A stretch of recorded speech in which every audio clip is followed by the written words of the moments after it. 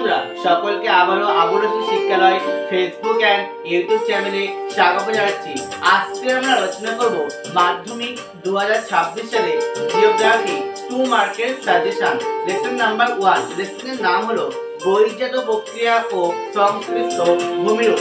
এখান থেকে তোমরা যে সমস্ত 2 নম্বরের কোশ্চেনগুলো প্র্যাকটিস করবে, প্রথম হলো জল বিভাজিকা কি, তারপরে প্র্যাকটিস করবে পাখির পায়ের মতন বদ্বীপ কিভাবে সৃষ্টি হয়, উপনদী ও শাখা নদী বলতে কি বোঝায়।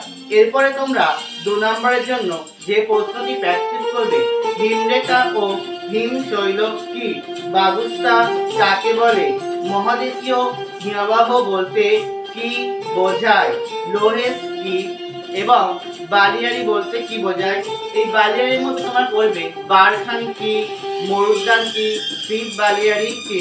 এই সমস্ত প্রশ্নগুলো এখান থেকে প্র্যাকটিস করলে আশা করি মাধ্যমিক 2026 সালে 2 মার্কের যে কোশ্চেন আসবে লেসন নাম্বার 1 থেকে, তোমরা সমস্ত কোশ্চেন এখান থেকে কমন পাবে। কাজেই এই বলে আজকে ভিডিও এখানেই শেষ করলাম।